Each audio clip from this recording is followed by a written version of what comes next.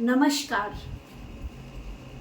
हम जब भी ज़िंदगी में कोई भी काम करते हैं तो वो आउट ऑफ या तो फियर करते हैं या आउट ऑफ लव करते हैं। लेकिन इन दोनों चीज़ों का पैरामीटर्स कैसे चेक किया जाए कि आप जो कुछ भी कर रहे हो वो या तो आप प्रेम पूर्वक कर रहे हैं या आप डर की वजह से कर रहे हैं। बहुत ही सिंपल सी बात है। जब भी हम कोई काम करते हैं और अगर उस काम को करने में या उसके रिजल्ट्स पे हमें कोई भी डाउट ना हो, हमें ये ना लगे कि चाहे उसका रिजल्ट अच्छा आए या बुरा आए, हम उसे बहुत ही प्यार से, बहुत ही एफर्टलेस तरीके से करते हैं, तो that is out of love. प्यार का सबसे अच्छा उदाहरण तो हमारा वात्सल्य प्रेम ही है। हमारा बच्चा चाहे कितना ही बुरा काम करके क्यों ना आए, कितनी ही लड़ाइयाँ हमसे क्यों ना कर ले, लेकिन माँ बाप का जो प्रेम है अपने बच्चे के लिए वो कभी भी नहीं बदलता है।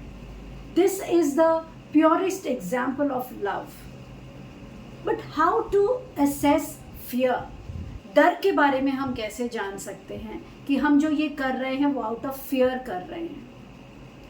सुबह जल्दी से ऑफिस जाना है क्योंकि हमारा लेट लग जाएगा। सुबह हमें जल्दी से तैयार होना है क्योंकि अगर हम तैयार होकर नहीं गए तो हमें डांट पड़ेगी स्कूल में।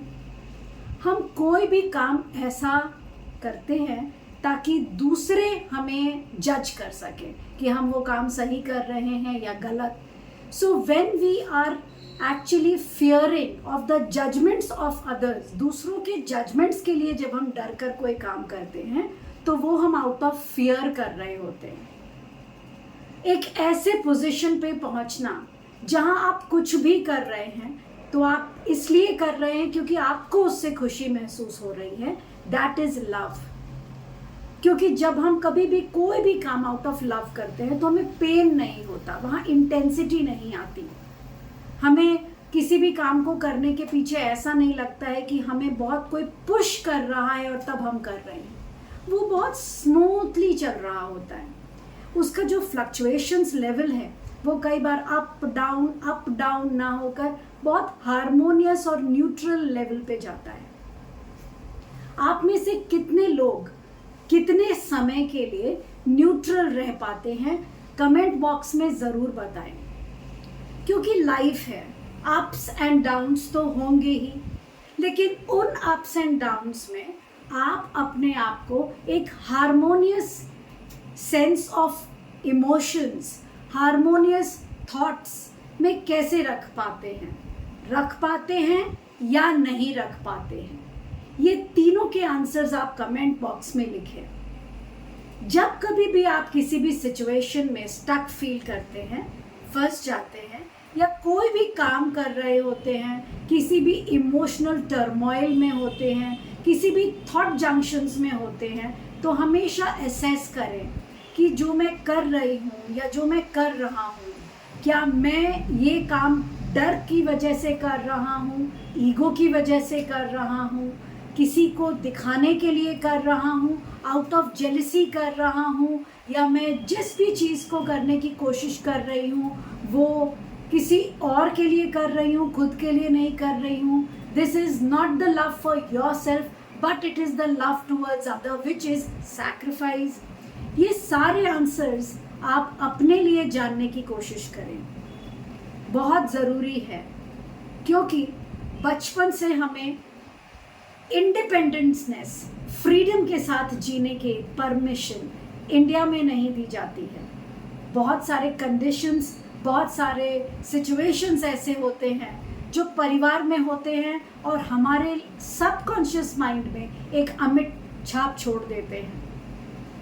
फॉर एग्जाम्पल, अगर कोई लड़की एक टॉक्सिक रिलेशनशिप को रेगुलरली अट्रैक्ट कर रही है, वो ऐसा फील करती है कि उसकी लाइफ में रेगुलरली एक टॉक्सिक रिलेशनशिप्स वो बार बार अट्रैक्ट कर रही है, लेकिन उसे उसका रीज़न पता नहीं चलता।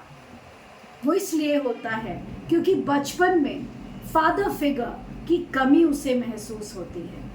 वो उस फियर के साथ जीती है कि उसे कोई भी मैन सपोर्ट नहीं मिलेगा।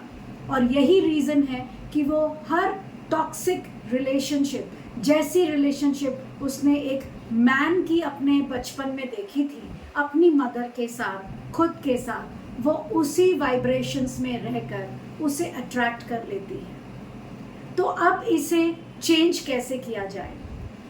बहुत ही सिंपल और बहुत ही एफर्टलेस तरीका है। Would you like to know that? If yes, do comment on the comment box, क्योंकि वार्तालाप होना बहुत ज़रूरी है।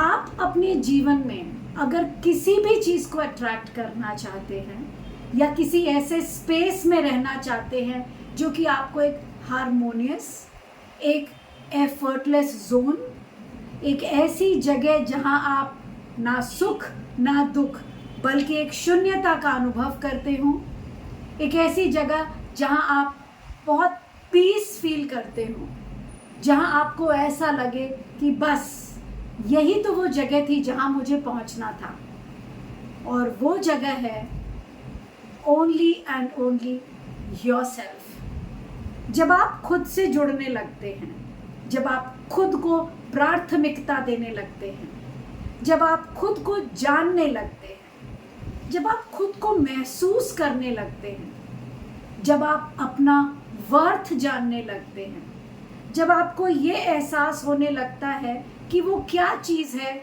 जो आपको सुकून दे रही है, जब आप ये जानने लगते हैं कि आप जो कर रहे हैं वो क्यों कर रहे हैं, जब आपको ये एहसास हो जाता है कि आप जो कुछ भी सिचुएशन से गुजर रहे हैं वो आपके भले के लिए ही है, जब आप ये एहसास करने लगते हैं कि आपके लिए पूरा ब्रह्मांड पीछे से काम कर रहा है, जब आप ये जानने लगते हैं कि आपके साथ हमेशा अच्छा ही हुआ है और आगे भी होता रहेगा, you start loving yourself. You start being full of gratitude towards whatever you are having. You start accepting the situations. You start accepting yourself. And there the miracle starts. जब आप खुश होने लगते हैं, आपके बॉडी के हार्मोन्स हैप्पी हार्मोन्स में change हो जाते हैं। एंड वी ऑल अंडरस्टैंड कि हमेशा बगीचे में हम घूमने जाते हैं, लेकिन जहाँ कूड़ा करकट होता है वहाँ हम नाक बंद कर जल्दी से जल्दी उस एरिया से भागना चाहते हैं। तो आप एक गुलदस्ते की तरह, एक खुशबू से भरे हुए वातावरण की तरह हमेशा अपने आप को खुश मिजाज रखिए, खुश रहिए, कोशिश तो कीजिए।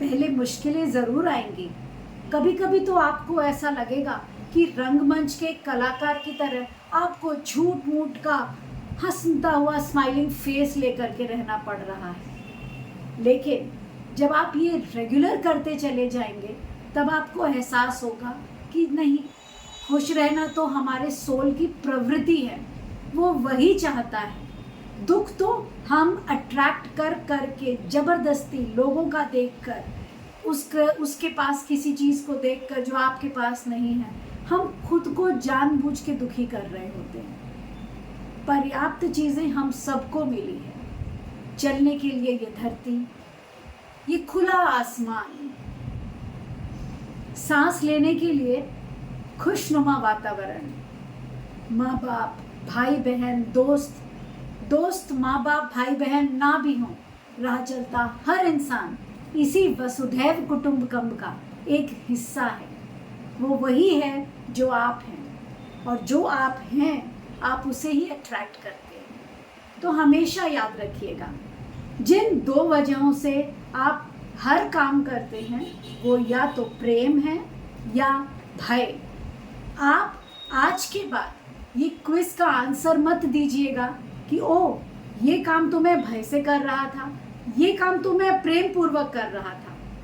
मेरी कोशिश यही है कि आप हर काम प्रेम पूर्वक ही करें। Start becoming love and you be love, because that is the only thing for which we have taken birth. जब आप प्रेम बन जाते हैं तो आपके लिए सर्वव्यापक प्रेम ही प्रेम होता है, and that love attracts prosperity.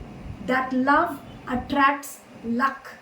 That love attracts happiness. And that is the purpose of our life.